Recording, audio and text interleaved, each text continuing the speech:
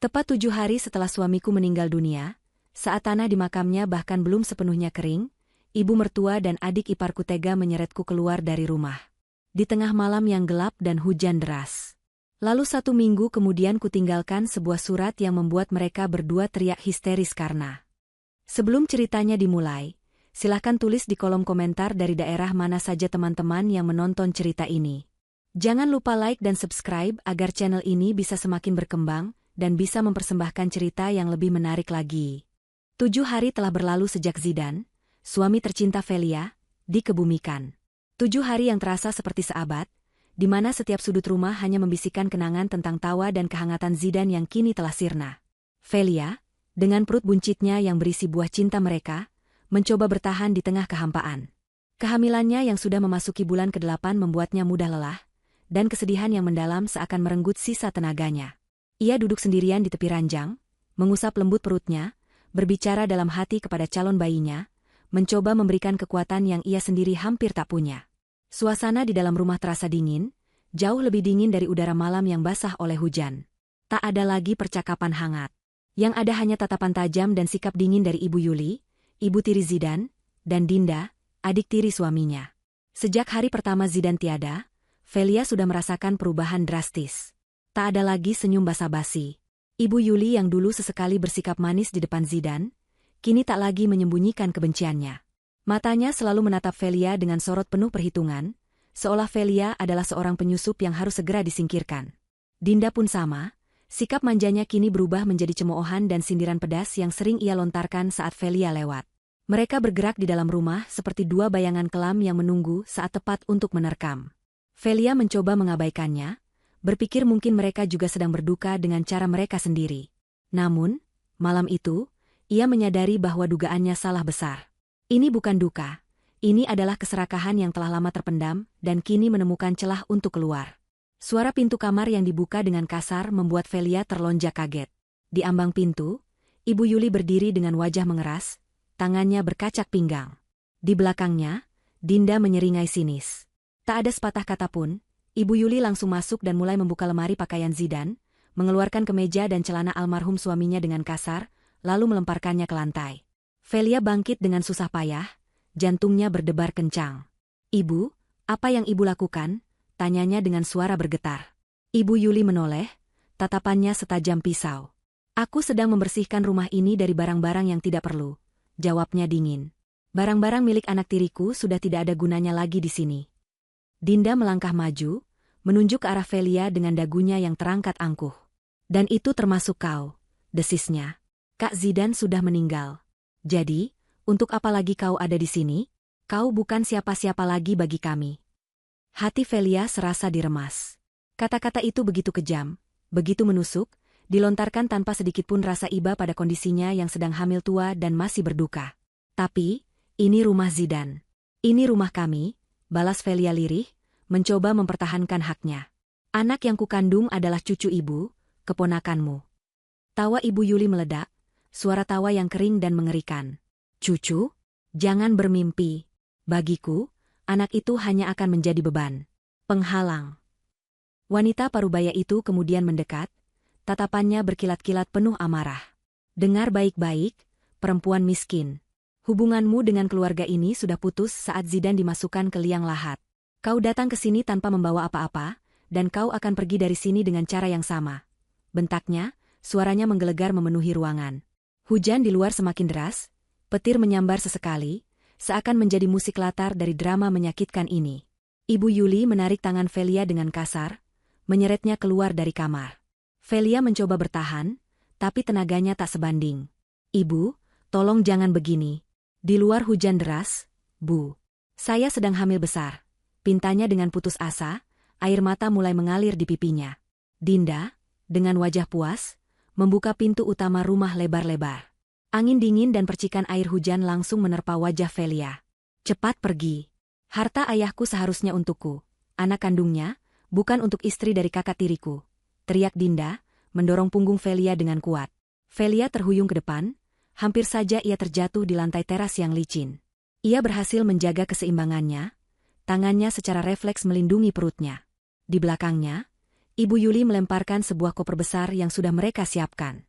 Isinya adalah semua pakaian dan barang-barang pribadi Velia, yang rupanya telah mereka kemasi secara diam-diam.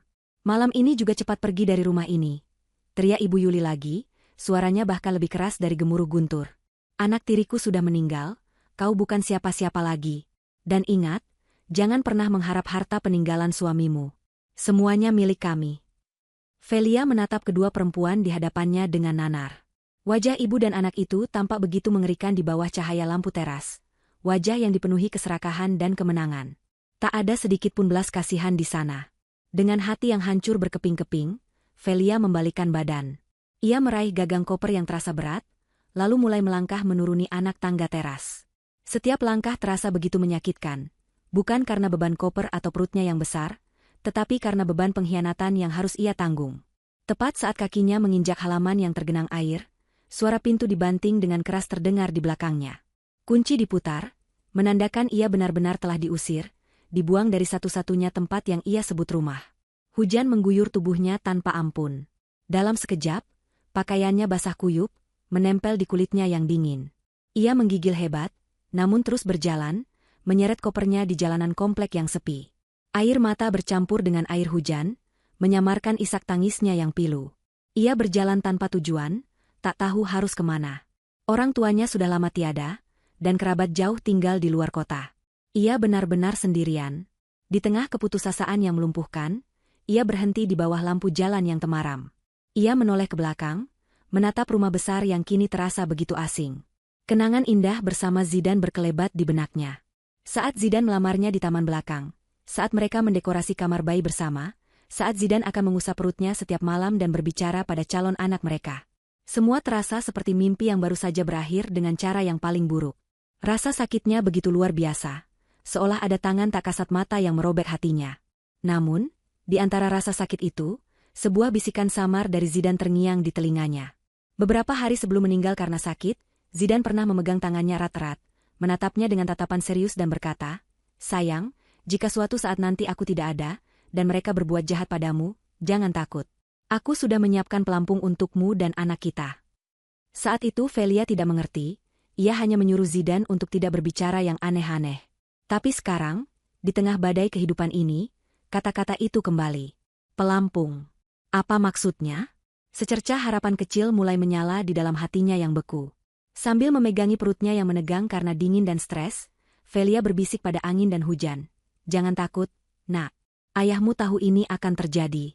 Dia bilang, dia sudah menyiapkan pelampung untuk kita berdua." Dengan kekuatan baru dari kenangan itu, ia kembali menegakkan tubuhnya dan melanjutkan langkahnya menembus malam yang kelam. Jalanan aspal yang basah memantulkan cahaya lampu jalan yang redup, menciptakan bayangan panjang dari sosok Velia yang berjalan tertatih. Setiap langkah adalah perjuangan. Beban di perutnya terasa semakin berat, napasnya tersengal, dan kakinya mulai kram karena kedinginan. Koper yang ia seret sesekali tersangkut di jalan yang tidak rata, memaksanya berhenti sejenak untuk menariknya dengan sisa tenaga. Kepalanya terasa pusing, pandangannya mulai kabur. Ia tahu ia tidak bisa bertahan lebih lama lagi di luar seperti ini. Demi bayinya, ia harus mencari tempat berteduh. Ia melihat dari kejauhan cahaya remang-remang dari sebuah warung kecil di pinggir jalan yang sepertinya hendak tutup. Dengan harapan terakhir, ia mengerahkan seluruh kekuatannya untuk berjalan ke arah sana. Saat tiba di depan warung, tenaganya sudah benar-benar habis. Ia bersandar di dinding warung yang lembab, tubuhnya merosot ke bawah. Pintu warung terbuka, seorang wanita tua berkerudung sederhana keluar sambil membawa ember. Wanita itu terkejut melihat kondisi Velia yang mengenaskan. "Astagfirullah, Neng. Kenapa hujan-hujanan begini?" "Ya ampun, sedang hamil besar pula," katanya dengan nada cemas. Seorang pria tua, suaminya, menyusul dari dalam. Mereka berdua memapah Velia untuk masuk ke dalam warung yang hangat. Aroma mie instan dan kopi yang menguar dari dalam terasa begitu menenangkan. Wanita tua itu, yang Velia kemudian kenal sebagai Bu Santoso, segera menyelimutinya dengan sarung kering dan membuatkannya teh manis hangat. "Diminum dulu, Neng, biar hangat badannya," kata Bu Santoso lembut sambil duduk di sampingnya. Suaminya, Pak Santoso, menatap Velia dengan tatapan iba. "Ada masalah apa, Neng?" "Di mana suaminya?" tanya Pak Santoso hati-hati. Pertanyaan itu membuka kembali luka Velia. Air matanya kembali tumpah. Sambil terisak, Ia menceritakan semuanya. Tentang suaminya, Zidan, yang baru saja meninggal dunia. Tentang bagaimana ibu tiri dan adik tirinya dengan kejam mengusirnya dari rumah malam itu juga. Mendengar cerita Velia, wajah Bu Santoso langsung memerah karena marah. Ia tiba-tiba menatap Velia lekat-lekat. Sebentar, Neng. Tadi Neng bilang nama almarhum suaminya Zidan, tanyanya untuk memastikan. Velia mengangguk. Zidan bin almarhum Pak Hartono, tanya Bu Santoso lagi, matanya membelalak. Iya, Bu. Ibu kenal suami saya? Bu Santoso menutup mulutnya dengan tangan, matanya berkaca-kaca. Ya Allah, jadi Neng ini istrinya Den Zidan? Pantesan wajahnya tidak asing. Saya ini dulu pengasuhnya Den Zidan waktu kecil. Neng. Saya dan suami saya ini sudah bekerja belasan tahun untuk almarhumah ibu kandungnya Den Zidan. Sebelum Pak Hartono menikah lagi dengan Bu Yuli, jelas Bu Santoso dengan suara bergetar. Velia tertegun. Dunia terasa begitu sempit. Di tengah keputusasaannya, takdir justru membawanya ke pelukan orang-orang yang tulus menyayangi suaminya. Bu Santoso langsung memeluk Velia dengan erat. Ya Allah, kasihan sekali kamu, Nak. Sudah, jangan menangis lagi. Mulai sekarang, anggap saja kami ini orang tuamu. Tinggallah di sini bersama kami. Gubuk kami memang tidak mewah, tapi hati kami selalu terbuka untuk menantu dari almarhumah majikan kami yang baik hati. Malam itu, Velia akhirnya bisa beristirahat di kamar kecil yang bersih dan hangat di belakang warung. Setelah memastikan Velia tertidur, Bu Santoso mendekati suaminya di ruang tengah. Pak, saya jadi teringat sesuatu, bisiknya. Beberapa bulan yang lalu, Den Zidan pernah datang ke sini malam-malam. Dia menitipkan sebuah kotak kayu pada saya. Pak Santoso mengerutkan kening. Kotak apa, Bu? Bu Santoso bangkit dan mengambil sebuah kotak kayu berukuran sedang dari atas lemari. Ini kotaknya. Waktu itu Den Zidan berpesan, Bu, tolong simpan kotak ini baik-baik. Jika suatu saat terjadi sesuatu pada saya, dan istri saya, Velia, datang kemari dalam keadaan susah karena ulah ibu tiri saya, tolong berikan kotak ini padanya. Hanya padanya, kata Bu Santoso menirukan pesan Zidan. Mereka berdua saling berpandangan, menyadari betapa jauhnya pemikiran Zidan. Pria muda itu seolah sudah meramalkan semua ini akan terjadi. Keesokan paginya, setelah sarapan dan merasa tubuhnya sedikit lebih baik, Bu Santoso menghampiri Velia dengan membawa kotak kayu tersebut. Neng Velia, ini ada titipan dari almarhum Den Zidan untuk Neng, katanya sambil menyerahkan kotak itu. Tangan Velia gemetar saat menerimanya. Kotak ini terasa berat, penuh dengan rahasia dan mungkin jawaban atas kata-kata terakhir suaminya. Dengan hati-hati, ia membuka penutup kotak itu. Di dalamnya, ia melihat beberapa ikat uang tunai yang jumlahnya cukup banyak, disusun rapi. Di atas tumpukan uang itu, terdapat sebuah kunci brankas bank dan sepucuk surat dalam amplop putih. Velia mengambil surat itu, membuka lipatannya, dan mulai membaca tulisan tangan Zidan yang sangat ia rindukan. Sayangku Velia, istriku tercinta. Jika kau membaca surat ini, itu berarti ketakutan terbesarku telah menjadi kenyataan. Aku sudah tiada, dan mereka telah menunjukkan sifat asli mereka padamu. Maafkan aku, sayang. Maafkan aku karena harus meninggalkanmu dalam situasi seperti ini. Jangan menangis. Aku mohon jangan habiskan air matamu untuk mereka yang tidak pantas. Simpan tangismu untuk kebahagiaan kita nanti. Ingatlah, ini bukan akhir. Ini adalah awal dari permainan catur yang sudah aku siapkan sejak lama. Pion kita sudah siap bergerak. Velia terus membaca, setiap kata dalam surat itu seolah menjadi balsam yang menenangkan hatinya yang terluka. Aku tahu Ibu Yuli dan Dinda tidak akan pernah berubah. Sejak kecil, aku sudah melihat keserakahan di mata mereka. Ayah terlalu dibutakan oleh cinta sehingga tidak menyadarinya. Mereka selalu menganggapku, anak dari istri pertama, sebagai penghalang. Dan sekarang, mereka melihatmu dan anak kita sebagai penghalang yang lebih besar untuk menguasai harta peninggalan ayah. Tapi mereka salah besar, Velia. Uang tunai di dalam kotak ini adalah untuk biaya hidupmu sementara. Gunakan tanpa ragu. Kunci itu adalah kunci untuk sebuah brankas di Bank Nasional. Di sanalah semua senjata kita tersimpan. Pergilah ke sana, jangan takut. Aku sudah menunjuk seorang pengacara yang akan mendampingimu. Namanya Pak Budi, nomor teleponnya ada di balik surat ini. Dia orang kepercayaanku yang akan menjelaskan semuanya. Sayangku, kau lebih kuat dari yang kau kira. Kau membawa harapan kita, penerusku, di dalam rahimmu. Berjuanglah untuknya, berjuanglah untuk hak kita. Aku tidak pernah benar-benar meninggalkanmu. Aku akan selalu menjagamu dari sini. Aku sangat mencintaimu. Air mata kembali mengalir di pipi Velia. Namun kali ini bukan air mata kesedihan, melainkan air mata haru dan kekuatan. Zidane tidak meninggalkannya tanpa persiapan. Suaminya telah membangun sebuah benteng untuk melindunginya bahkan dari alam baka. Ia memeluk surat itu erat-erat, merasakan kehadiran Zidane di sisinya. Ia menatap kunci brankas yang berkilau di tangannya. Ini bukan sekadar kunci logam biasa. Ini adalah kunci menuju keadilan, kunci untuk membuka babak baru dalam hidupnya. Permainan catur telah dimulai, dan kini, gilirannya untuk bergerak. Sementara Velia menemukan tempat berlindung, di rumah besar yang seolah ikut membeku tanpa kehangatan tuannya, Ibu Yuli dan Dinda justru tengah merayakan sebuah kemenangan. Hujan di luar sudah reda, menyisakan udara pagi yang dingin, namun di dalam ruang makan yang mewah itu, suasana terasa hangat oleh api keserakahan. Mereka duduk berhadapan di meja makan panjang, menyantap sarapan yang disiapkan seadanya, karena mereka sudah tidak lagi memiliki asisten rumah tangga.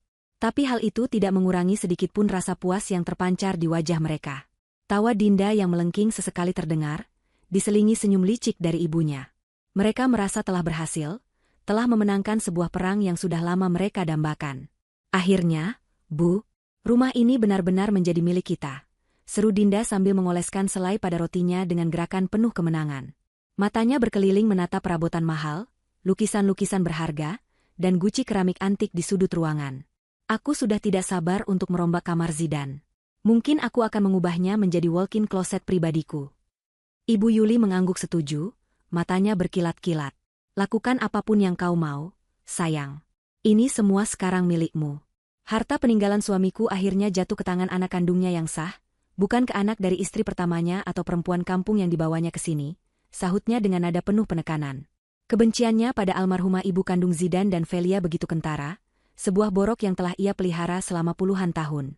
Mereka menghabiskan pagi itu dengan menyusun rencana. Dinda sudah membuka laptopnya, menjelajahi situs-situs perjalanan untuk merencanakan liburan mewah ke Eropa. Sementara Ibu Yuli membuat daftar aset yang harus segera mereka amankan. Setelah sarapan, mereka berdua masuk ke ruang kerja Zidane, ruangan yang selama ini terasa terlarang bagi mereka. Dengan perasaan superior, mereka mulai membongkar laci-laci meja, mencari dokumen-dokumen penting. Mereka menemukan tumpukan laporan bank, sertifikat deposito, dan berkas-berkas properti. Angka-angka yang tertera di sana membuat mata mereka semakin silau oleh kerakusan. Nilainya jauh lebih besar dari yang mereka perkirakan. Lihat ini, Bu. Zidane ternyata punya beberapa apartemen di pusat kota yang disewakan. Dan sahamnya di perusahaan telekomunikasi itu nilainya miliaran.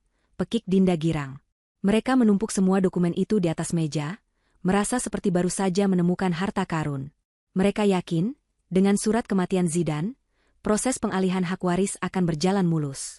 Bagaimanapun, mereka adalah keluarga terdekat yang tersisa. Ibu Yuli adalah ibu, tiri, dan Dinda adalah satu-satunya saudara kandung, tiri. Di mata hukum, mereka merasa posisi mereka sangat kuat, apalagi setelah mereka berhasil menyingkirkan Velia. Kita harus segera mengurus ini. Panggil saja Pak Anwar, pengacara keluarga kita. Dia sudah bekerja untuk ayahmu puluhan tahun, dia pasti akan membantu kita tanpa banyak tanya, ujar Ibu Yuli dengan penuh percaya diri. Dinda mengangguk dan segera mencari nomor telepon pengacara tua itu di ponselnya. Mereka melihat proses ini hanyalah sebuah formalitas, sebuah langkah administratif untuk melegalkan apa yang sudah mereka anggap sebagai hak mutlak. Siang harinya, Pak Anwar, seorang pria berusia akhir 60-an dengan rambut putih dan kacamata tebal, tiba di rumah itu. Ia datang dengan membawa sebuah tas kerja kulit yang sudah usang. Ibu Yuli menyambutnya dengan senyum lebar, menawarinya minum dan mempersilakannya duduk di ruang tamu yang megah. Terima kasih sudah datang secepat ini, Pak Anwar. Seperti yang Dinda sampaikan di telepon, kami butuh bantuan Bapak untuk mengurus surat-surat warisan dari almarhum Zidane, kata Ibu Yuli, langsung ke inti permasalahan. Dinda meletakkan setumpuk dokumen yang mereka kumpulkan di atas meja kopi di hadapan pengacara itu. Namun, reaksi Pak Anwar tidak seperti yang mereka harapkan. Ia tidak langsung memeriksa dokumen-dokumen itu. Sebaliknya, ia menatap Ibu Yuli dan Dinda bergantian dengan raut wajah yang serius dan tampak tidak nyaman. Ia berdeham beberapa kali sebelum akhirnya berbicara.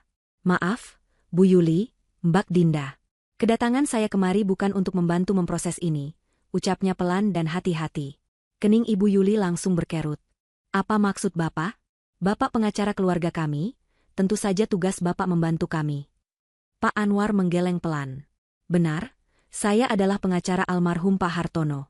Tapi untuk urusan Tuan Zidan, situasinya berbeda. Pengacara tua itu menarik napas dalam-dalam. Dengan berat hati saya harus menyampaikan, saya tidak bisa lagi mewakili kepentingan keluarga dalam hal warisan Tuan Zidan. Amarah mulai menjalari wajah Ibu Yuli. Kenapa tidak bisa? Kami akan bayar berapapun biayanya, tandasnya. Ini bukan masalah biaya, Bu, balas Pak Anwar dengan suara yang lebih tegas. Beberapa minggu sebelum meninggal dunia, Tuan Zidan datang ke kantor saya. Beliau secara resmi telah mencabut kuasa saya atas semua aset dan urusan hukum pribadinya. Ibu Yuli dan Dinda terperangah, saling berpandangan dengan tatapan tak percaya. Ini adalah sebuah manuver yang tidak pernah mereka duga. Zidan, anak tiri yang mereka anggap pendiam dan tidak banyak tingkah itu, ternyata bergerak di belakang mereka. Lalu, siapa yang dia tunjuk? Tanya Dinda dengan suara tercekat. Euforia yang sejak pagi tadi mereka rasakan perlahan menguap, digantikan oleh firasat buruk yang dingin. Tuan Zidan telah menunjuk sebuah firma hukum lain untuk menjadi pelaksana wasiat tunggalnya. Jelas Pak Anwar. Jantung Ibu Yuli serasa mencelos. Wasiat. Selama ini ia berpikir Zidan tidak pernah membuatnya. Firma hukum mana? Siapa namanya? Desak Ibu Yuli, suaranya mulai meninggi. Kepanikan mulai menjalari dirinya. Rencananya yang ia anggap sempurna kini terancam berantakan. Pak Anwar kembali menggeleng. Mohon maaf, Bu. Saya terikat oleh etika kerahasiaan klien. Saya tidak berwenang memberitahukannya. Yang bisa saya sampaikan hanyalah, pihak pelaksana wasiat yang sah akan menghubungi para ahli waris yang namanya tercantum dalam wasiat pada waktu yang mereka anggap tepat. Kalimat terakhir itu bagaikan sebuah tamparan keras. Para ahli waris yang namanya tercantum. Itu berarti ada kemungkinan nama mereka tidak ada di sana. Ruangan yang tadinya terasa hangat oleh kemenangan kini terasa dingin dan mencekam. Kemenangan mudah yang mereka bayangkan kini berubah menjadi sebuah teka-teki yang rumit dan mengancam. Ibu Yuli menatap tumpukan dokumen di atas meja yang kini terasa tak ada artinya. Ia sadar, ia dan Dinda tidak lagi memegang kendali. Zidan, bahkan setelah kematiannya, telah membuat sebuah langkah tandingan yang tidak pernah mereka antisipasi. Siapa pengacara baru ini? Dan yang lebih penting, apa isi dari surat wasiat misterius itu? Pagi berikutnya, matahari bersinar cerah, seolah ingin memberikan kekuatan pada Velia. Semalaman ia hampir tidak bisa tidur, membolak-balik surat dari Zidan, meresapi setiap katanya, dan memandangi kunci brankas yang tergeletak di samping bantalnya. Surat itu telah mengubah keputusasaannya menjadi tekad. Ia tidak akan membiarkan pengorbanan dan cinta Zidan menjadi sia-sia. Ditemani oleh Pak Santoso yang dengan setia menawarkan diri untuk mendampinginya, Velia memberanikan diri untuk menelepon nomor yang tertera di balik surat itu. Jantungnya berdebar kencang saat nada sambung berbunyi. Selamat pagi, firma hukum Budi Rekan, dengan Budi berbicara. Suara di seberang telepon terdengar tenang, profesional, dan berwibawa. Velia menarik napas. Selamat pagi, Pak. Nama saya Velia, istri dari almarhum Zidan, ucapnya dengan suara yang sedikit bergetar. Hening sejenak, lalu suara itu menjawab dengan nada yang lebih hangat. Ibu Velia, saya sudah menunggu telepon dari Ibu. Saya turut berduka cita atas meninggalnya Pak Zidan. Beliau adalah klien sekaligus teman yang baik. Saya sudah diberi amanat oleh beliau. Kapan Ibu ada waktu? Ada beberapa hal penting yang harus kita urus secepatnya. Velia merasa lega luar biasa. Ia tidak perlu menjelaskan panjang lebar. Zidan sudah mempersiapkan segalanya. Mereka pun sepakat untuk bertemu siang itu di cabang Bank Nasional yang alamatnya tertera pada gantungan kunci brankas. Siang harinya, Velia dan Pak Santoso tiba di lobi bank yang megah dan dingin. Tak lama kemudian, seorang pria parubaya yang berpenampilan rapi dan tenang menghampiri mereka. Ibu Velia, saya Budi, sapanya sambil mengulurkan tangan. Pak Budi, pengacara yang ditunjuk Zidan, memancarkan aura kompetensi dan kepercayaan diri yang membuat Velia seketika merasa aman. Setelah memperkenalkan Pak Santoso, Pak Budi langsung memandu mereka menuju layanan nasabah prioritas. Manajer bank menyambut mereka dengan sangat hormat, sebuah perlakuan yang sangat kontras dengan penghinaan yang baru saja Velia terima. Semua proses berjalan lancar. Dengan surat kuasa yang sudah disiapkan Pak Budi, Velia diarahkan menuju ruang khazanah yang tersembunyi di balik pintu baja tebal. Di dalam ruangan yang sunyi dan dingin itu, seorang petugas bank mengeluarkan sebuah kotak simpanan dari dinding brankas dan meletakkannya di atas meja di dalam sebuah bilik pribadi. Jantung Velia berdebar semakin kencang. Inilah senjata yang Zidan sebutkan. Pak Budi dengan tenang membuka kotak itu.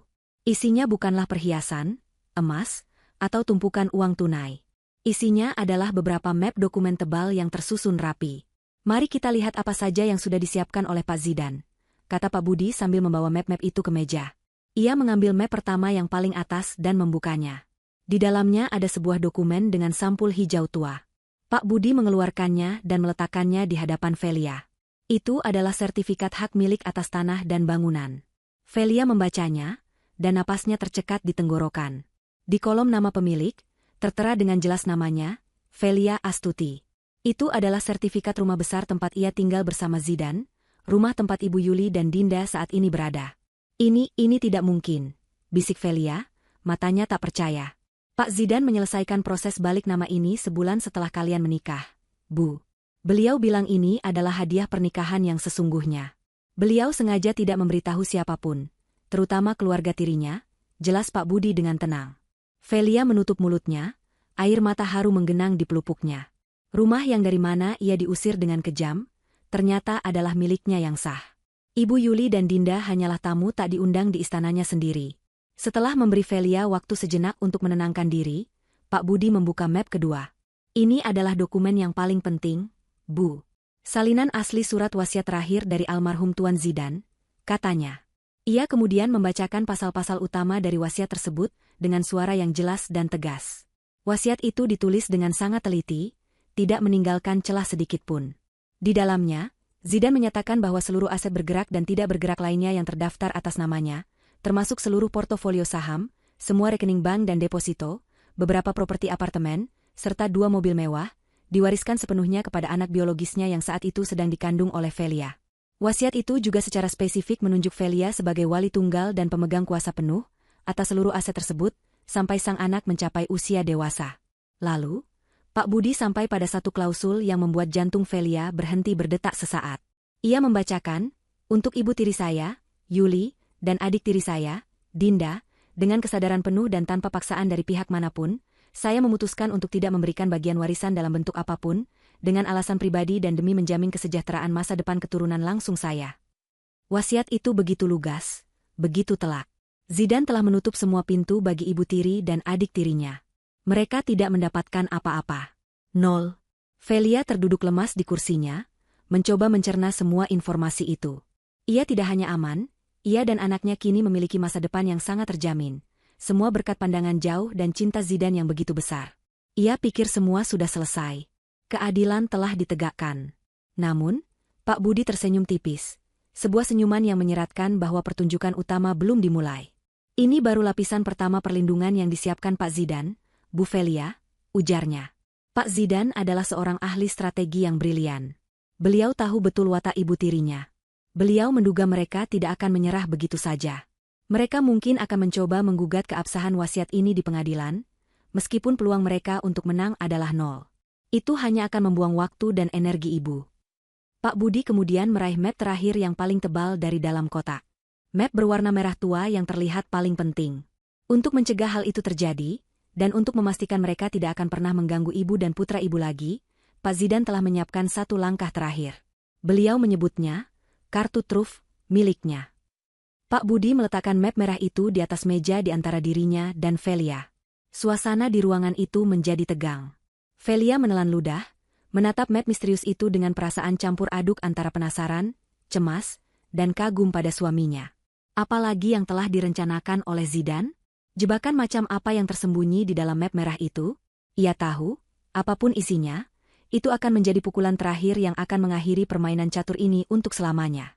Di dalam keheningan bilik pribadi Ban yang dingin, map berwarna merah tua itu seolah memiliki gravitasinya sendiri. Velia menatapnya, jantungnya berdebar kencang, seolah bisa mendengar gema langkah-langkah terakhir yang telah direncanakan Zidan. Pak Budi tidak langsung membukanya. Ia menatap Velia dengan sorot mata yang penuh empati, seolah ingin memastikan kliennya siap menerima informasi yang akan mengubah segalanya. Bu Velia, ujarnya dengan suara rendah dan mantap, apa yang akan saya tunjukkan ini mungkin akan terasa mengejutkan. Pak Zidan merancangnya bukan atas dasar kebencian, melainkan atas dasar perlindungan mutlak untuk ibu dan putranya. Beliau tahu, untuk melawan keserakahan, kadang kita harus menggunakan logika keserakahan itu sendiri. Velia mengangguk pelan, bibirnya terkatup rapat. Ia sudah siap. Setelah semua yang ia lalui, ia merasa tidak ada lagi yang bisa membuatnya lebih terkejut. Namun ia salah. Pak Budi membuka map merah itu dengan gerakan yang presisi. Di dalamnya, tersusun rapi beberapa set dokumen. Yang pertama ia keluarkan adalah sebuah proposal bisnis yang tebal dan dijilid rapi. Judulnya, Proposal Pengembangan Bisnis Ekspor Furnitur, Chef Pusaka Jaya. Velia mengerutkan kening. Itu adalah nama perusahaan peninggalan ayah Zidan. Ini adalah proposal yang digunakan Pak Zidan sebagai umpan, jelas Pak Budi. Pak Budi kemudian menceritakan kronologinya, melukiskan sebuah adegan yang terjadi beberapa bulan lalu, jauh sebelum penyakit Zidan menjadi parah. Suatu malam saat makan malam, Zidan dengan sengaja membawa proposal itu ke meja makan. Ia memasang wajah penuh semangat, berbicara dengan antusias tentang rencananya untuk menghidupkan kembali bisnis ayahnya dan membawanya ke pasar internasional. Ia memaparkan angka-angka proyeksi keuntungan yang fantastis, angka-angka yang ia tahu akan langsung menyilaukan mata Ibu Yuli dan Dinda. Ia berbicara tentang pameran di Singapura, kontrak dengan pembeli dari Eropa, dan laba bersih yang bisa mencapai miliaran dalam tahun pertama. Saat itu, lanjut Pak Budi, seolah ia hadir di sana, Pak Zidan memainkan perannya dengan sangat baik. Beliau berkata bahwa untuk mengeksekusi rencana besar ini, beliau butuh suntikan dana segar dalam jumlah besar dari bank. Dan disinilah bagian terpentingnya. Pak Budi mengeluarkan dokumen kedua dari map merah. Kali ini, dokumen itu memiliki kop surat resmi dari bank yang sama tempat mereka berada saat ini. Itu adalah sebuah bundel perjanjian kredit yang sangat tebal. Pak Zidan mengajukan pinjaman bisnis. Tapi beliau sengaja membuat seolah-olah bank mensyaratkan adanya penjamin dari pihak keluarga untuk pinjaman sebesar itu, sebagai bukti dukungan keluarga. Tentu saja itu tidak benar, tapi Ibu Yuli dan Dinda tidak tahu itu. Velia mulai mengerti kemana arah cerita ini. Zidan tidak hanya cerdas, ia adalah seorang psikolog ulung yang memahami kelemahan terbesar lawan-lawannya. Zidan kemudian menawarkan sebuah kesepakatan manis kepada ibu dan adik tirinya. Ia berkata, demi masa depan Dinda, saya ingin ibu dan Dinda ikut serta dalam proyek ini. Tanda tangani surat ini sebagai penjamin, dan sebagai imbalannya, 30% dari keuntungan bersih perusahaan akan saya alihkan ke rekening Dinda setiap tahunnya. Bagi Ibu Yuli dan Dinda, tawaran itu seperti durian runtuh. Mereka akan mendapatkan bagian keuntungan yang sangat besar, hanya dengan membubuhkan tanda tangan. Mereka melihatnya sebagai kesempatan emas untuk mengikat Zidan dan memastikan aliran dana masuk ke kantong mereka, tanpa perlu mengeluarkan modal sepeser pun. Keserakahan telah membutakan logika mereka sepenuhnya. Dan mereka menandatanganinya, bisik Velia, hampir tak percaya. Pak Budi mengangguk. Ia membalik beberapa lembar bundel perjanjian itu, hingga ke halaman terakhir. Di sana, di bawah tanda tangan Zidan sebagai peminjam utama, tertera dengan jelas dua tanda tangan lainnya di atas meterai. Tanda tangan Ibu Yuli dan Dinda sebagai pihak penjamin I dan penjamin 2. Mereka telah masuk ke dalam perangkap dengan sukarela. Mereka bahkan tidak membaca klausulnya dengan teliti, kata Pak Budi sambil menunjuk sebuah paragraf yang ia tandai dengan stabilo kuning. Di sini tertulis bahwa para penjamin bertanggung jawab secara renteng atas pelunasan seluruh pokok utang dan bunganya, jika peminjam utama mengalami gagal bayar atau meninggal dunia. Napas Velia tercekat. Jadi, dengan meninggalnya Zidan, seluruh beban utang itu secara hukum otomatis beralih ke pundak Ibu Yuli dan Dinda. Berapa besar pinjamannya, Pak? Tanya Velia dengan suara gemetar. Pak Budi menunjuk angka yang tertera di halaman pertama perjanjian. Velia membacanya, dan matanya membelalak ngeri. Angka itu begitu fantastis. Jumlah yang cukup untuk membeli beberapa rumah mewah lagi. Jumlah yang mustahil bisa mereka bayar seumur hidup mereka. Ia akhirnya paham. Zidan tidak hanya membuat mereka tidak mendapatkan warisan. Zidan telah menjerat mereka dalam sebuah utang raksasa yang akan menghancurkan mereka secara finansial. Tunggu, kata Velia, sebuah pertanyaan penting muncul di benaknya. Jika ada pinjaman, berarti ada uangnya. Kemana perginya uang sebanyak itu? Inilah puncak dari rencana Zidan. Pak Budi tersenyum untuk pertama kalinya hari itu. Ia mengeluarkan dokumen terakhir dari map merah. Sebuah salinan bukti transfer bank. Tepat 1 hari setelah pinjaman itu cair, seluruh dana tersebut, tanpa kurang 1 rupiah pun, ditransfer oleh Zidan dari rekening bisnisnya ke sebuah rekening lain. Sebuah rekening perwalian atau trust fund yang ia buka atas nama calon putranya, dengan Velia ditunjuk sebagai walinya. Uang itu aman, Bu Velia, kata Pak Budi. Pak Zidan tidak menggunakan sepeser pun dari uang itu. Beliau hanya memindahkannya dari satu kantong ke kantong lain. Secara teknis, Uang itu kini menjadi bagian dari harta warisan putra ibu. Uang yang harus dibayar kembali oleh Ibu Yuli dan Dinda. Velia bersandar di kursinya, kepalanya terasa pening. Rencana ini begitu berlapis, begitu dingin, dan begitu sempurna. Zidane telah menggunakan keserakahan mereka sebagai senjata untuk menghancurkan mereka. Ia menggunakan aset, rumah, yang bahkan bukan milik mereka sebagai jaminan, membuat mereka menandatangani utang atas uang yang tidak akan pernah mereka sentuh, di mana uang itu kini justru menjadi milik sah anak Velia. Mereka tidak hanya kehilangan istana, mereka kini dibebani utang untuk membangun istana bagi orang yang telah mereka singkirkan. Sebuah ironi yang begitu kejam sekaligus begitu adil. Velia menatap semua dokumen di atas meja.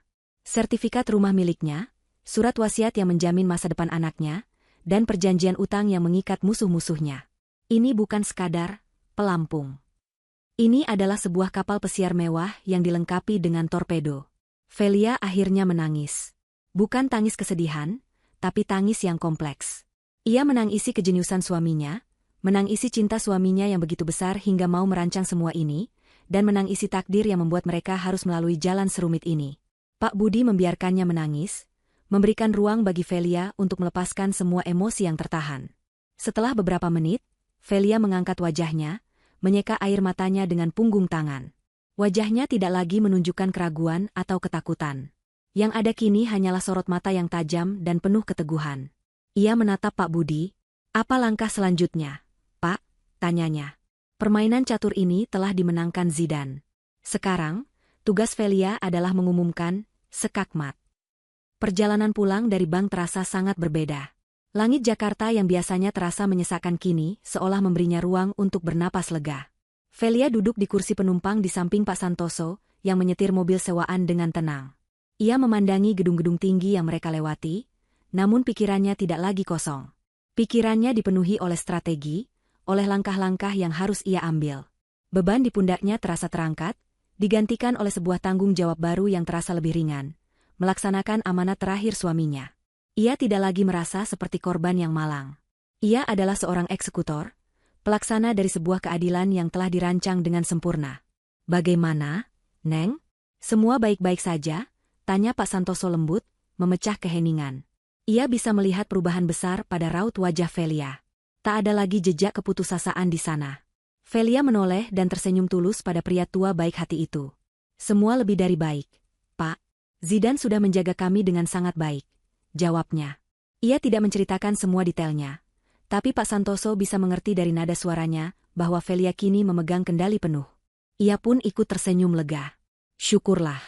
Dan Zidane memang anak yang luar biasa," gumamnya. Setibanya kembali di rumah sederhana di belakang warung, Velia langsung menghubungi Pak Budi. Mereka tidak perlu bertemu lagi. Semua instruksi bisa dilakukan melalui telepon. "Pak Budi, saya sudah siap," kata Velia dengan suara mantap. "Baik, Bu Velia. Sesuai rencana yang sudah kita diskusikan, tim saya akan menyiapkan semua dokumen yang diperlukan. Kita akan mengirimkan 2 hal utama. Pertama, salinan resmi sertifikat hak milik rumah tersebut atas nama Ibu. Kedua, salinan surat tagihan pertama dari bank atas pinjaman tersebut, yang secara spesifik ditujukan kepada Nyonya Yuli dan Nona Dinda sebagai penjamin yang kini bertanggung jawab penuh," jelas Pak Budi di seberang telepon. "Kapan kita akan mengirimkannya?" tanya Velia. "Saya sarankan tepat 1 minggu setelah Ibu diusir." "Hari ini," jawab Pak Budi. "Biarkan mereka menikmati euforia kemenangan palsu mereka selama seminggu penuh. Guncangannya akan jauh lebih terasa." Velia setuju. Waktunya sempurna. Biarkan mereka terlelap dalam mimpi indah mereka, sebelum ia datang untuk membangunkan mereka ke dalam mimpi buruk yang mereka ciptakan sendiri. Sebelum menutup telepon, Velia menambahkan satu permintaan.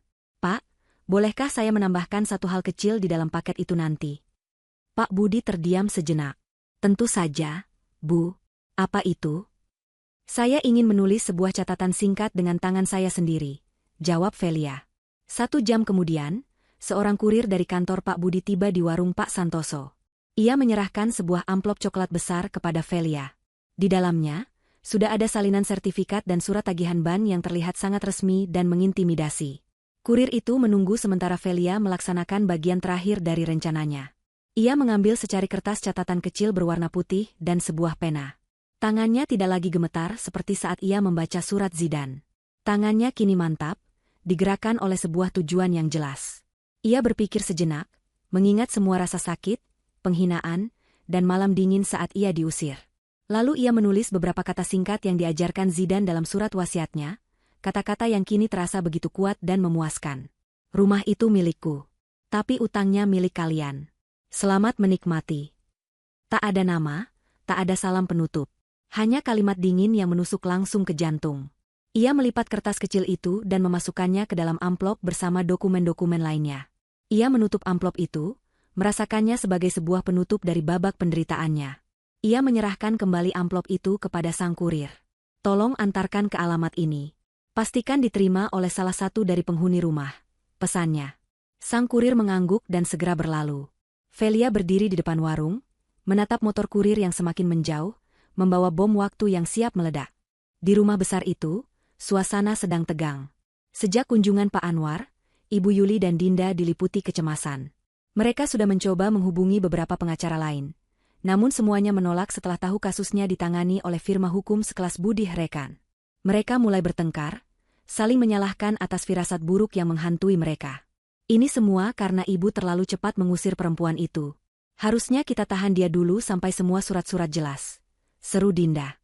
Justru karena perempuan itu pembawa sial. Kalau dia masih di sini, mungkin Zidane akan memberikan semuanya pada dia. Balas Ibu Yuli tak mau kalah. Pertengkaran mereka terhenti saat bel pintu berbunyi. Dinda, dengan wajah kesal, berjalan untuk membuka pintu. Seorang kurir berdiri di sana sambil menyodorkan amplop coklat besar. Paket untuk Ibu Yuli atau Mbak Dinda, katanya. Dinda merebut amplop itu dengan kasar tanpa mengucapkan terima kasih, lalu membanting pintu. Dari siapa? Tanya Ibu Yuli dari ruang tengah. Tidak tahu, tidak ada nama pengirimnya.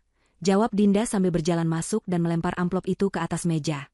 Mereka mengira itu mungkin hanya surat penawaran kartu kredit atau promosi lainnya. Mereka membiarkannya tergeletak di sana selama beberapa waktu. Namun, rasa penasaran akhirnya mengalahkan mereka. Dengan perasaan enggan, Ibu Yuli merobek amplop itu. Ia mengeluarkan isinya. Matanya pertama kali tertuju pada dokumen dengan kop surat bank. Surat tagihan. Keningnya berkerut. Untuk apa Zidane punya tagihan sebesar ini? Lalu ia membaca nama yang dituju, kepada YTH. Ibu Yuli dan Nona Dinda, sebagai penjamin. Jantungnya berdebar. Ia membaca deretan angka di kolom jumlah tagihan dan matanya terbelalak. Dunianya seakan berhenti berputar. Tidak mungkin. Desisnya, wajahnya pucat pasi. Ada apa, Bu? Tanya Dinda yang melihat perubahan drastis di wajah ibunya. Ia merebut kertas itu dari tangan ibunya. Reaksinya sama. Ia menjerit kecil, tangannya gemetar hebat.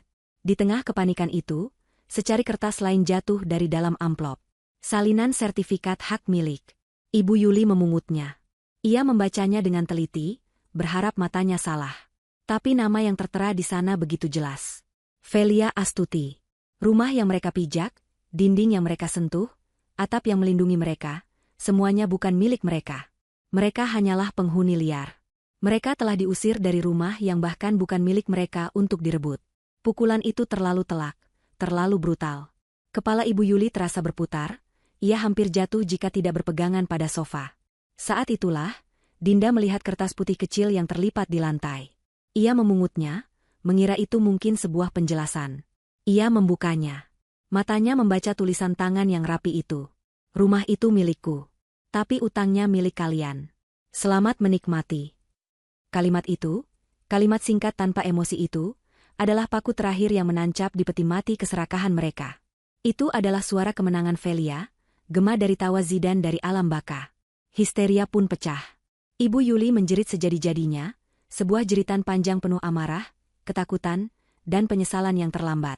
Dinda melemparkan semua barang di atas meja kopi, memecahkan vas bunga porselen yang mahal. Tidak Aak! Teriak mereka bersahutan, suara mereka menggema di dalam istana megah yang kini telah berubah menjadi penjara utang mereka. Permainan telah berakhir. Sekakmat. Jeritan itu merobek keheningan rumah besar yang megah. Bukan jeritan duka atau kesakitan fisik, melainkan jeritan jiwa yang terkoyak oleh kebenaran yang brutal. Ibu Yuli ambruk di atas sofa beludru yang empuk, namun tubuhnya bergetar hebat seolah sedang duduk di atas bara api. Surat-surat itu berserakan di lantai marmer yang dingin, setiap kata di atasnya menjadi saksi bisu dari keruntuhan sebuah kerajaan yang dibangun di atas pondasi keserakahan. Wajahnya yang biasa dipoles riasan mahal kini pucat pasi, matanya yang biasa menatap angkuh kini liar dipenuhi kepanikan. Di seberangnya, Dinda berdiri kaku, napasnya tersengal-sengal. Tangannya terkepal erat hingga buku-buku jarinya memutih. Vas porselen yang tadi ia banting kini hanya tinggal serpihan. Sama seperti impian-impian mewah yang baru saja ia rangkai. Ini tidak benar. Ini pasti bohong. Pekik Dinda, suaranya melengking tinggi, memecahkan keheningan yang mencekam sesaat setelah jeritan mereka reda. Ia berjalan mondar-mandir seperti binatang yang terperangkap, matanya menatap liar ke sekeliling ruangan. Perempuan licik itu pasti memalsukan semua ini. Sertifikat palsu. Tagihan palsu. Ia mencoba meyakinkan dirinya sendiri, menolak untuk menerima kenyataan yang begitu pahit. Ibu Yuli mengangkat kepalanya, tatapannya kosong. Tanda tangan kita, Dinda. Tanda tangan kita ada di surat perjanjian utang itu. Di atas meterai, desisnya, suaranya serak. Ingatannya kembali ke hari itu, saat Zidane menyodorkan dokumen tebal itu dengan senyum meyakinkan. Betapa bodohnya mereka. Betapa butanya mereka oleh iming-iming keuntungan besar, hingga tak sempat berpikir jernih. Kepanikan Dinda berubah menjadi amarah yang meluap-luap. Ia menunjuk ibunya dengan jari gemetar. Ini semua salah ibu. Salah ibu, teriaknya. Air mata frustrasi mulai membanjiri pipinya. Kalau saja ibu tidak serakah. Kalau saja ibu tidak terus-menerus memanas-manasi aku untuk membenci Zidane dan merebut semuanya. Kita tidak akan terjebak seperti ini. Tuduhan itu bagaikan tamparan bagi Ibu Yuli. Ia bangkit, tenaganya kembali oleh amarah yang sama besarnya. Salahku? Aku melakukan semua ini untukmu, anak tidak tahu diuntung. Balasnya dengan suara menggelegar. Siapa yang paling bersemangat saat Zidane menawarkan bagian keuntungan? Siapa yang langsung membayangkan liburan ke Eropa dan tas-tas mahal? Kamu, Dinda. Kamu. Jadi jangan coba-coba menyalahkan ibu. Mereka saling berhadapan, ibu dan anak yang tadinya merupakan sekutu terdekat kini berubah menjadi musuh yang saling menyalahkan. Topeng kasih sayang mereka telah luruh, menampakkan wajah asli yang dipenuhi egoisme. Pertengkaran mereka semakin memanas, saling mengungkit kesalahan masa lalu, saling melontarkan kata-kata paling menyakitkan yang bisa mereka pikirkan. Rumah megah itu kini menjadi arena pertarungan mereka, sementara arwah Zidane seolah menjadi penonton yang tersenyum dari kejauhan. Di tengah pertengkaran sengit itu, sebuah kesadaran menghantam Ibu Yuli. Pengacara? Kita harus hubungi Pak Anwar lagi. Dia pasti tahu sesuatu. Dia harus membatalkan ini. Dengan tangan gemetar, Ibu Yuli meraih ponselnya dan menekan nomor Pak Anwar. Nada sambung terasa begitu lama. Saat akhirnya diangkat, Ibu Yuli langsung memberondongnya dengan pertanyaan panik, menceritakan tentang surat-surat yang baru saja mereka terima. Dari seberang telepon, suara Pak Anwar terdengar tenang dan dingin. Saya sudah menduga ini akan terjadi, Bu Yuli. Seperti yang saya katakan kemarin, saya tidak bisa membantu. Perjanjian yang Anda dan Mbak Dinda tanda tangani itu sah secara hukum. Anda menandatanganinya dalam keadaan sadar dan tanpa paksaan. Ibu Yuli memohon, bahkan menangis, meminta jalan keluar. Tapi kami ditipu. Pak, Zidane menipu kami, serunya putus asa. Maaf, Bu, jawab Pak Anwar tegas. Di mata hukum, itu disebut kelalaian. Anda seharusnya membaca dengan teliti apa yang Anda tanda tangani. Saran saya hanya satu, segera hubungi firma hukum yang ditunjuk Tuan Zidane. Mungkin mereka bisa memberikan opsi restrukturisasi utang.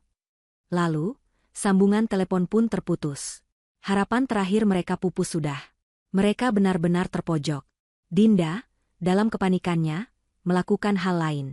Ia mencari nomor telepon call center bank yang tertera di surat tagihan.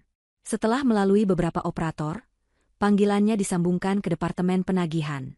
Seorang petugas dengan suara profesional yang tanpa emosi mengkonfirmasi semua data. Ya, pinjaman atas nama Zidane itu ada. Ya, Ibu Yuli dan Dinda tercatat sebagai penjamin yang kini berkewajiban penuh. Ya, total tagihannya memang sebesar angka yang membuat kepala mereka pusing. Setiap kata, ya, dari petugas itu bagaikan palu godam yang menghantam sisa-sisa harapan mereka hingga hancur lebur. Setelah menutup telepon, Dinda terduduk lemas di lantai. Wajahnya basah oleh air mata.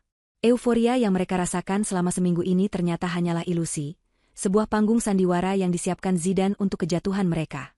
Mereka tertawa dan berpesta di atas bom waktu yang detik-detiknya sudah diatur oleh anak tiri yang selalu mereka anggap remeh. Mereka kini sadar, mereka tidak sedang tinggal di istana peninggalan. Mereka sedang terkurung di dalam jaminan utang raksasa. Mereka adalah tikus yang terperangkap dalam sangkar emas yang indah. Saat itulah, di tengah keheningan yang syarat akan keputusasaan, telepon rumah yang tergeletak di atas meja kecil berdering nyaring. Suaranya terdengar begitu menusuk di dalam rumah yang senyap itu. Keduanya tersentak kaget. Mereka saling berpandangan, ketakutan. Siapa yang menelepon di saat seperti ini? Dengan ragu, Ibu Yuli berjalan mendekat dan mengangkat gagang telepon. "Halo?" sapanya dengan suara serak. "Selamat siang. Bisa bicara dengan Ibu Yuli atau Nona Dinda?" Suara di seberang terdengar sangat resmi, tenang, dan dingin. Jauh lebih dingin dari suara petugas call center tadi. "Saya sendiri," jawab Ibu Yuli. "Baik, Ibu Yuli. Saya Adnan dari Departemen Penanganan Kredit Khusus Bank Nasional. Saya menelepon untuk menindaklanjuti surat pemberitahuan tagihan yang telah kami kirimkan dan kami terima konfirmasi bahwa surat tersebut sudah sampai di alamat Ibu," kata pria itu tanpa basa-basi. "Saya ingin mengkonfirmasi sekali lagi, apakah Ibu dan Nona Dinda, sebagai penjamin sah, sudah memahami kewajiban Anda atas pinjaman almarhum Tuan Zidan yang kini telah jatuh tempo?" Ibu Yuli tidak bisa berkata-kata. Lidahnya terasa keluh. Ia hanya bisa bergumam pelan. Kami. Suara pria itu melanjutkan, tanpa menghiraukan kegagapan Ibu Yuli. "Baik. Mengingat ini adalah pembayaran pertama yang gagal dilakukan, dan sesuai dengan klausul percepatan dalam perjanjian yang telah Anda tanda tangani, pihak bank dengan ini secara resmi meminta pelunasan penuh atas seluruh sisa pokok utang ditambah bunga dan denda berjalan." Kepala Ibu Yuli serasa mau pecah. "Pelunasan penuh? Itu tidak mungkin. Itu mustahil. Kami tidak punya uang sebanyak itu," bisiknya putus asa. "Kami memahami," jawab suara itu dengan nada datar yang sama. "Oleh karena itu, kami memberikan waktu kepada Anda berdua selama 24 jam dari sekarang untuk melakukan pembayaran. Jika dalam 24 jam pembayaran penuh tidak kami terima, maka dengan sangat menyesal, bank akan segera memulai proses penyitaan aset jaminan sesuai prosedur yang berlaku." Dunia Ibu Yuli benar-benar runtuh. 24 jam. Waktu yang begitu singkat untuk sebuah malapetaka yang begitu besar. Gagang telepon terlepas dari tangannya yang lemas, jatuh membentur lantai dengan suara keras. Dinda, yang sejak tadi menguping dengan wajah tegang, kini menatap ibunya dengan mata terbelalak ngeri. Mereka tidak hanya kehilangan warisan. Mereka tidak hanya terjerat utang.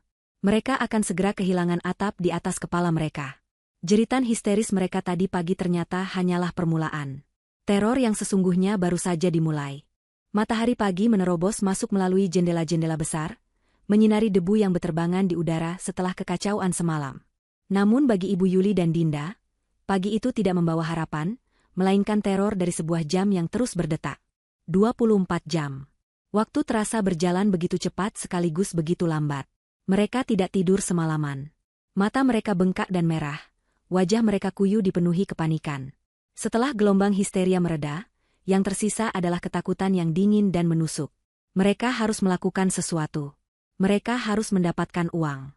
Pikiran pertama mereka tertuju pada aset yang bisa segera dicairkan. "Mobil. Kita jual mobil-mobil itu," seru Dinda tiba-tiba, secercah harapan muncul di matanya. Ada 2 mobil mewah di garasi, peninggalan Zidan. Nilai jualnya pasti sangat tinggi, cukup untuk membayar sebagian kecil utang dan memberi mereka sedikit waktu untuk bernapas. Mereka segera bergegas ke ruang kerja Zidan lagi. Kali ini bukan untuk mencari harta, tapi untuk mencari dokumen penyelamat. Mereka membongkar semua laci, semua map, mencari satu hal, BPKB mobil-mobil tersebut. Tapi hasilnya nihil. Dokumen kepemilikan itu tidak ada di manapun. Di mana dia menyimpannya? Geram Dinda frustrasi, melempar tumpukan kertas ke lantai. Ibu Yuli terduduk lemas. Ia mulai sadar. Tentu saja Zidan tidak akan sebodoh itu. BPKB itu pasti disimpan di tempat lain. Kemungkinan besar di brankas bank yang sama, kini menjadi bagian dari aset yang dipegang oleh Velia. Pintu pertama telah tertutup rapat di depan wajah mereka. Harapan kedua, tabungan dan deposito pribadi mereka. Selama ini, almarhum suami Ibu Yuli cukup memanjakan mereka. Mereka punya simpanan yang lumayan di rekening masing-masing. Tanpa banyak bicara, mereka segera bersiap-siap. Dengan penampilan acak-acakan yang sangat kontras dengan gaya mereka biasanya, mereka melesat ke bank tempat mereka biasa menabung. Dinda berjalan ke teller, sementara Ibu Yuli menuju layanan nasabah. Namun, jawaban yang mereka terima bagaikan sambaran petir di siang bolong. "Mohon maaf, Mbak Dinda. Rekening Anda untuk sementara waktu tidak dapat melakukan transaksi penarikan, kata teller itu dengan wajah datar. Apa maksudmu? Ini uangku, bentak Dinda tak terima. Di meja layanan nasabah, Ibu Yuli mendapatkan penjelasan yang lebih detail, namun jauh lebih menyakitkan. Maaf, Bu Yuli. Kami menerima surat perintah pembekuan aset sementara dari firma hukum Budi Rekan. Karena Ibu tercatat sebagai penjamin atas kredit macet yang nilainya sangat signifikan, pihak hukum pelaksana wasiat telah meminta pembekuan aset untuk mencegah adanya upaya pengalihan dana sebelum kewajiban utang diselesaikan. Kaki Ibu Yuli terasa lemas. Ia harus berpegangan pada meja untuk tetap berdiri. Zidan dan pengacaranya telah memikirkan segalanya. Mereka telah memotong semua jalur pelarian mereka, bahkan sebelum mereka sempat berpikir untuk lari. Setiap jalan keluar yang mereka coba ternyata hanyalah sebuah dinding buntu yang dibangun dengan kokoh oleh kecerdasan Zidan. Mereka keluar dari bank dengan langkah gontai, dikalahkan, dan dipermalukan. Mereka tidak punya apa-apa lagi. Waktu terus berjalan, dan mereka semakin dekat dengan jurang kebangkrutan. Sore harinya, tepat saat jam di dinding menunjukkan sisa waktu mereka tinggal beberapa jam lagi, bel pintu berbunyi. Bukan lagi kurir, bukan lagi dering telepon. Kali ini, saat Dinda membuka pintu dengan perasaan was-was, di sana berdiri Pak Budi dengan setelan jasnya yang rapi, wajahnya tenang namun tegas. Di belakangnya, berdiri beberapa orang berbadan tegap yang Dinda yakini adalah perwakilan dari bank, serta 2 orang petugas keamanan. Selamat sore, Nona Dinda, sapa Pak Budi dengan sopan, namun sorot matanya tidak menunjukkan keramahan sedikitpun. Waktu 24 jam telah berakhir. Kami datang untuk memulai proses pengosongan aset jaminan atas nama klien kami, Ibu Velia Astuti. Ibu Yuli yang mendengar suara Pak Budi segera berlari ke depan. Tidak, Anda tidak bisa melakukan ini. Ini rumah kami, teriaknya histeris, mencoba menghalangi mereka masuk. Pak Budi hanya memberikan isyarat kepada petugas keamanan. Dengan mudah, mereka menyingkirkan Ibu Yuli ke samping.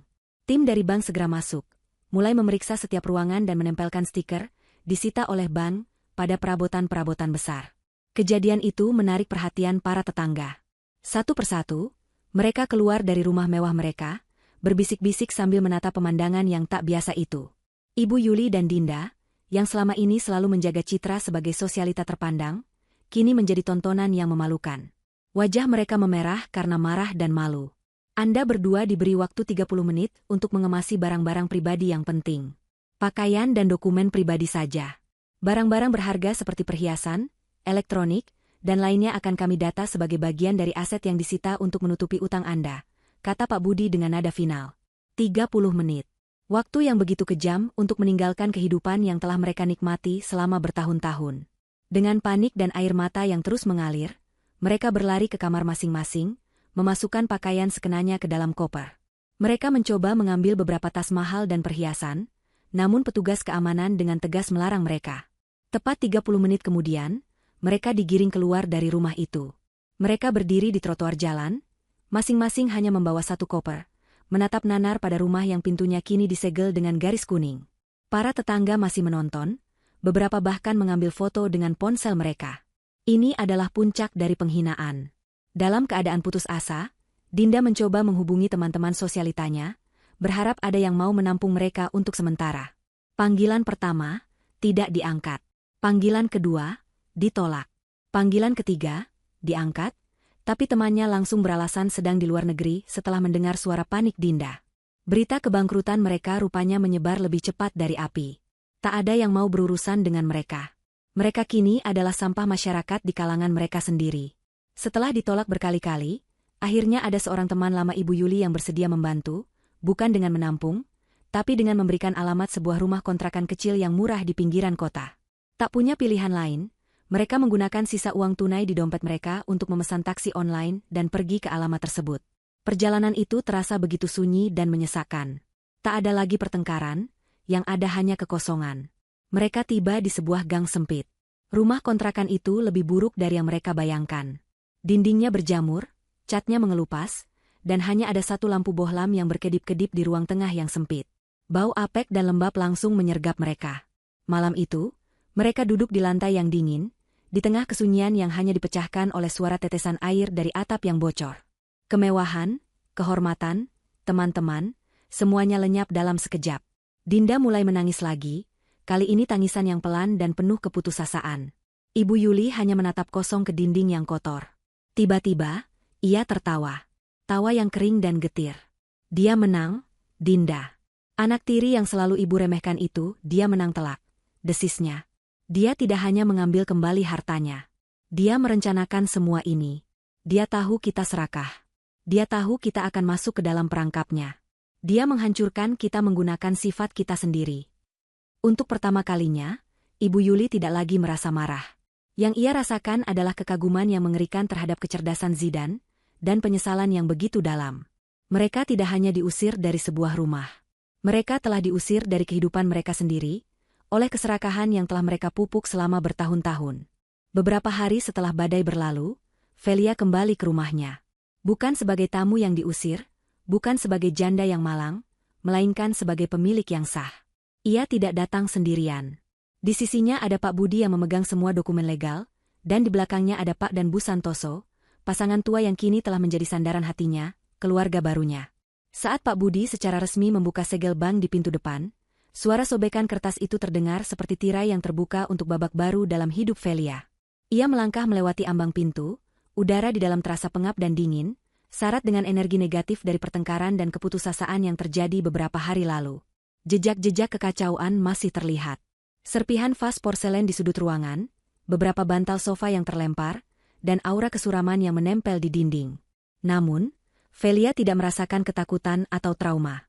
Yang ia rasakan adalah sebuah ketenangan yang dalam. Ini adalah rumahnya, rumah yang Zidane berikan padanya. Ia berjalan perlahan, jemarinya menyentuh dinding, meja, dan kursi. Setiap sentuhan seolah membersihkan jejak buruk yang ditinggalkan oleh Ibu Yuli dan Dinda, menggantinya dengan kenangan hangat tentang Zidane. Bu Santoso, dengan kepekaannya, segera membuka semua jendela lebar-lebar. Sinar matahari pagi langsung membanjiri ruangan, mengusir bayangan-bayangan gelap.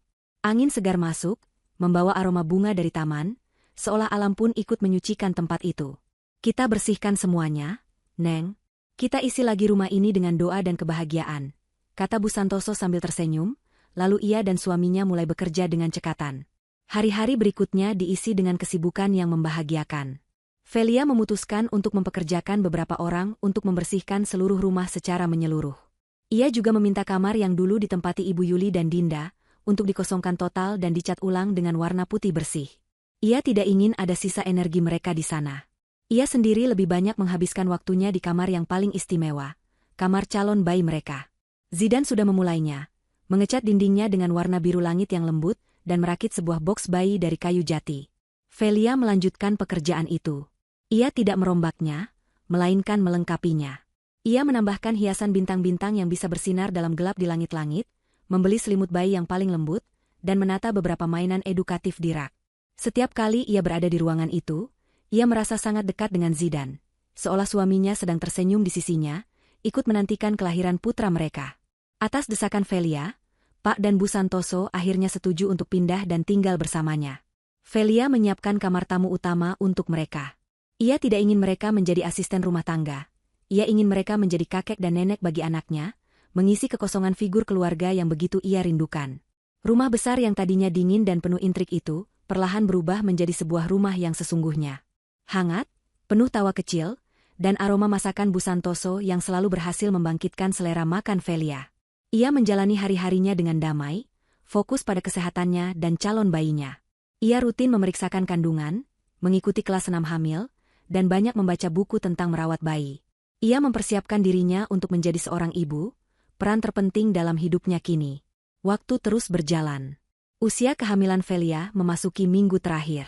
Suatu malam, saat ia sedang duduk di teras belakang, menatap bulan purnama sambil mengusap perutnya, ia merasakan kontraksi pertama.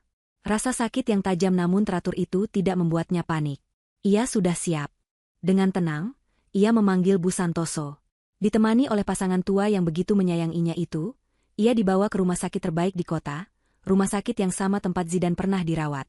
Semua biaya telah disiapkan dari dana yang ditinggalkan Zidane. Proses persalinan berjalan selama beberapa jam. Di tengah rasa sakit yang luar biasa, Velia terus memanggil nama Zidane dalam hatinya, meminta kekuatan dari suaminya.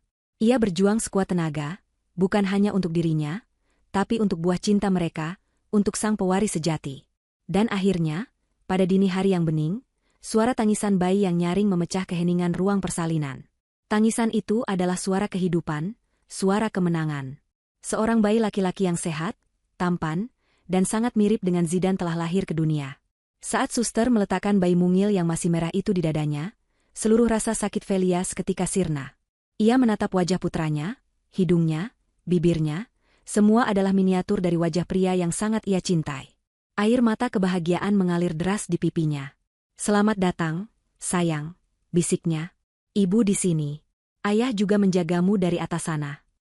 Ia memberi nama putranya, Arka Zidane, yang berarti cahaya penerang, sebuah nama yang melambangkan harapan baru dalam hidupnya. Kabar kelahiran sang pewaris sampai ke telinga Pak Budi, yang kemudian dengan sengaja membocorkannya ke beberapa lingkaran sosialita lama kenalan Ibu Yuli.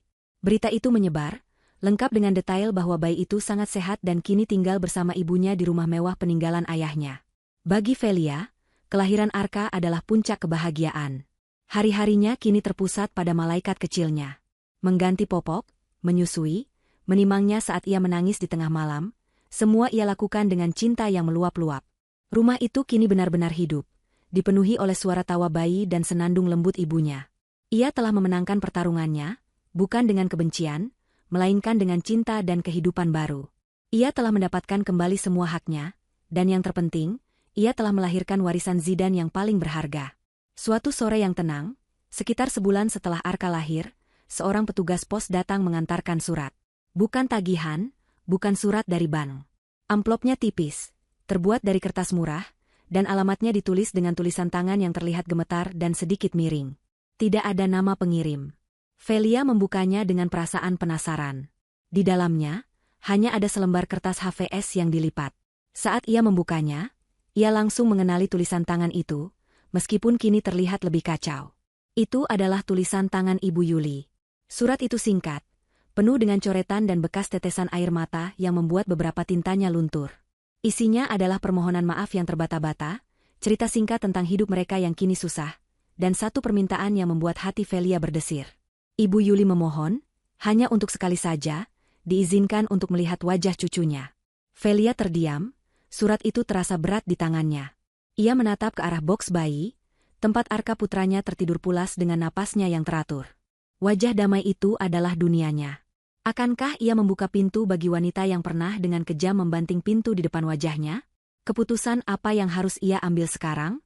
Surat dari Ibu Yuli itu tergeletak di atas meja selama berhari-hari. Setiap kali Velia melewatinya, ia merasakan gelombang emosi yang rumit. Sebagian dari dirinya merasakan kilatan amarah saat mengingat malam pengusirannya yang dingin dan hujan. Ia ingat betul tatapan Dinda yang penuh cemoohan, dan dorongan tangannya yang kasar di punggungnya saat ia sedang hamil besar. Ia ingat teriakan Ibu Yuli yang memekakan telinga, kata-kata yang menyangkal keberadaan cucunya sendiri. Kemarahan itu masih ada, membara seperti bara api di dalam dadanya. Namun, ada bagian lain dari dirinya yang merasa berbeda. Setiap kali ia menatap wajah Arka yang tertidur pulas, hatinya dipenuhi oleh kedamaian dan cinta yang begitu besar. Kebahagiaan yang ia rasakan sekarang begitu melimpah, hingga rasanya tidak ada lagi ruang untuk kebencian. Ia mencoba membayangkan kondisi Ibu Yuli dan Dinda saat ini. Pak Budi sesekali memberinya informasi. Mereka hidup sangat sulit di kontrakan sempit. Dinda, yang terbiasa hidup mewah, terpaksa bekerja sebagai kasir di sebuah minimarket dengan gaji pas-pasan. Ibu Yuli lebih banyak mengurung diri, kesehatannya menurun drastis karena stres dan penyesalan. Membayangkan itu, Velia tidak merasakan kepuasan atau kemenangan. Yang ia rasakan justru semacam kehampaan. Balas dendam yang telah terlaksana ini ternyata tidak semanis yang ia kira. Zidane merancang semua ini untuk melindunginya, bukan untuk menyiksanya dengan beban dendam seumur hidup. Ia menatap wajah putranya lagi, dan ia tahu apa yang harus ia lakukan. Ia tidak akan membiarkan bayangan masa lalu yang kelam menyentuh masa depan anaknya yang cerah. Keesokan harinya, Velia menghubungi Pak Budi dan memintanya untuk mengatur sebuah pertemuan. Bukan antara dirinya dan Ibu Yuli, melainkan antara Pak Budi sebagai wakilnya dengan ibu dan anak tiri itu. Pertemuan diatur di sebuah kedai kopi sederhana di dekat tempat tinggal mereka, sebuah tempat yang jauh dari kemewahan yang pernah mereka kenal. Ibu Yuli dan Dinda datang dengan penampilan yang sangat berbeda. Tak ada lagi pakaian bermerek atau perhiasan yang berkilauan. Wajah mereka terlihat lebih tua dan lelah. Mereka duduk di hadapan Pak Budi dengan canggung dan penuh harap, mengira panggilan ini adalah jawaban atas surat permohonan Ibu Yuli. Pak Budi memulai pembicaraan dengan tenang dan profesional. "Saya datang kemari sebagai perwakilan dari Ibu Velia," katanya. Ibu Velia telah membaca surat dari Ibu Yuli. Beliau memahami kesulitan yang sedang Anda berdua hadapi. Mata Ibu Yuli langsung berbinar, sebuah harapan kecil mulai menyala. "Setelah mempertimbangkan semuanya," lanjut Pak Budi, "klien saya telah mengambil sebuah keputusan.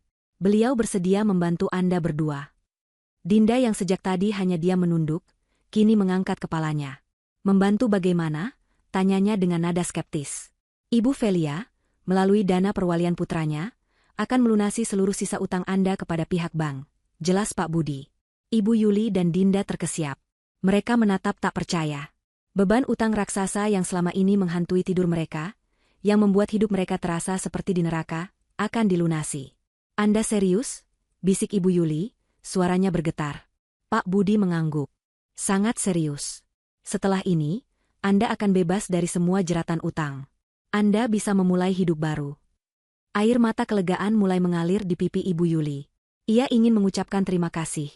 Ia ingin memuji kebaikan hati Velia. Namun, Pak Budi mengangkat tangannya, menghentikannya. "Namun, ada satu syarat," katanya, nada suaranya berubah menjadi sangat tegas dan tidak bisa ditawar. "Hanya ada satu syarat, dan ini mutlak." "Apa itu?" "Apapun akan kami lakukan," sahut Ibu Yuli cepat. Pak Budi mengeluarkan sebuah map dari tas kerjanya dan meletakkannya di atas meja. Di dalamnya ada beberapa lembar dokumen hukum yang sudah disiapkan. "Sebagai ganti dari kebebasan finansial ini, Anda berdua harus menandatangani perjanjian hukum ini. Perjanjian ini menyatakan bahwa Anda berdua secara sukarela dan sadar, setuju untuk tidak pernah lagi, dalam bentuk apapun, mencoba untuk menghubungi, bertemu, atau mencari tahu tentang Ibu Velia dan putranya, Arka Zidan, seumur hidup Anda. Anda secara hukum melepaskan semua hak dan klaim sebagai keluarga." Dunia Ibu Yuli dan Dinda seakan berhenti berputar untuk kedua kalinya. Tawaran itu begitu kejam sekaligus begitu logis. Velia tidak menawarkan pengampunan, ia menawarkan sebuah transaksi. Kebebasan dari utang ditukar dengan hak mereka sebagai seorang nenek dan seorang tante. Mereka dihadapkan pada pilihan terakhir yang mendefinisikan siapa diri mereka. Di satu sisi, ada kehidupan normal tanpa dihantui penagih utang. Di sisi lain, ada ikatan darah, satu-satunya jembatan menuju cucu dan keponakan mereka. Selama beberapa menit, mereka hanya terdiam. Dinda menatap ibunya, mencari jawaban. Ibu Yuli menatap kosong ke dokumen di atas meja. Ia teringat kembali pada kesulitannya membayar sewa kontrakan, pada hinaan yang ia terima dari tetangga, pada rasa lapar yang kadang menderanya. Akhirnya, dengan tangan yang lebih gemetar dari saat ia menulis surat, ia mengambil pena yang disodorkan Pak Budi. "Kami setuju," bisiknya. Ia menandatangani dokumen itu, diikuti oleh Dinda. Mereka telah memilih. Sekali lagi, mereka memilih materi di atas keluarga. Adegan terakhir bergulir 1 tahun kemudian. Di taman belakang rumah yang kini rimbun dan penuh bunga, sebuah pesta kecil yang meriah sedang berlangsung. Balon-balon berwarna biru dan putih menghiasi udara. Ini adalah pesta ulang tahun pertama Arka Zidan. Velia, yang kini terlihat begitu bahagia dan bersinar, sedang tertawa sambil membantu putranya meniup lilin di atas kue ulang tahunnya. Di sekelilingnya ada Pak dan Bu Santoso yang menatap cucu angkat mereka dengan penuh kasih sayang, Pak Budi dan keluarganya, serta beberapa teman baru Velia. Suasana begitu hangat, penuh dengan cinta dan tawa tulus. Arka, sang pewaris sejati, tumbuh menjadi anak yang ceria dan sehat, dikelilingi oleh orang-orang yang benar-benar menyayanginya. Di tempat lain, di sebuah apartemen kecil yang bersih, Dinda sedang menggulir layar ponselnya saat jam istirahat kerja. Ia berhenti pada sebuah foto yang diunggah oleh salah satu kenalan lamanya yang hadir di pesta itu. Foto Arka yang sedang tertawa di pangkuan ibunya. Ia memperbesar foto itu, menatap wajah keponakan yang tidak akan pernah ia temui. Ia menunjukkan foto itu pada ibunya yang sedang duduk melamun di dekat jendela. Ibu Yuli menatap layar ponsel itu lama sekali. Mereka kini bebas dari utang. Mereka hidup cukup. Tapi setiap kali melihat foto itu, sebuah lubang besar terasa menganga di hati mereka. Mereka akhirnya mengerti. Karma yang sesungguhnya bukanlah kemiskinan atau penderitaan fisik. Karma mereka adalah hidup dengan kesadaran penuh akan apa yang telah mereka buang. Mereka membuang seorang menantu yang baik, seorang cucu yang tampan, sebuah keluarga. Harta terbesar yang mereka sia-siakan bukanlah rumah atau uang. Harta itu adalah kesempatan untuk mencintai dan dicintai. Dan penyesalan atas kehilangan itu adalah hukuman yang tak ternilai, yang akan mereka bawa selamanya hingga akhir hayat.